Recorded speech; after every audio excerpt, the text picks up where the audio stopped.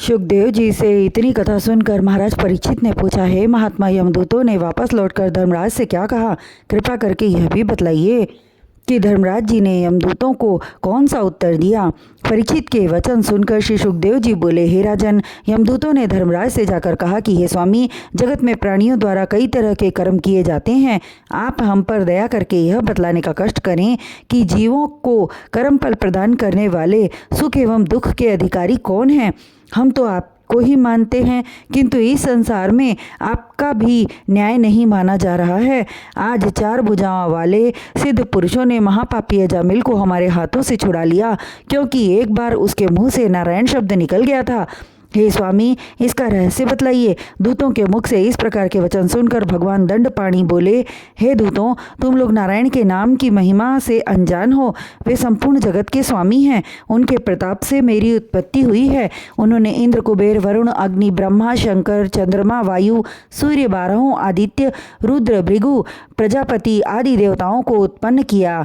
उन्हीं की प्रेरणा से प्राणियों को कर्मानुसार मैं दंड देता हूँ। यमदूतों ने नारायण जी की महिमा सुनने के पश्चात पूछा, हे स्वामी, जब नारायण जी का नाम लेने से प्राणी पाप मुक्त हो जाता है, तो वेद शास्त्रों में पाप छुड़ाने के लिए कठिन प्रायश्चित का वर्णन क्यों किया गया है?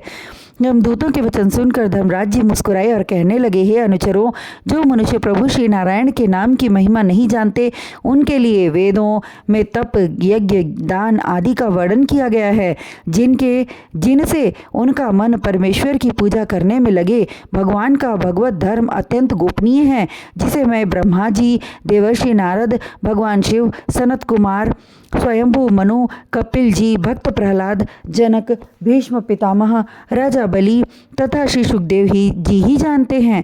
अन्य किसी को भागवत धर्म का ज्ञान नहीं है। कलयुग वासियों को भय दिखलाने के लिए प्रभु ने कठिन जप, तप एवं यज्ञ का विधान बनाया, जिससे वे अधर्म न करें। अन्यथा मनुष्य निर्भय होकर पहले अधर्म करता और सांसारिक सुखों का उपभोग करने के पश्चात प्रभु के नाम का स्मरण करके पाप मुक्त होकर बैकुंठ को प्राप्त होता। तब धर्मराज के दूतों ने पूछा कि हमें मनुष्यों को लेने के लिए क्यों भेजते हो? दूतों के वचन सुनकर धर्मराज जी बोले, हे दूतों, हम उन मनुष्यों को ले जाने के लिए तुम्हें आज्ञा देते हैं जिसने जीवन भर पाप कर्म किया हो और परमात्मा का नाम का स्मरण एक बार भी न किया हो।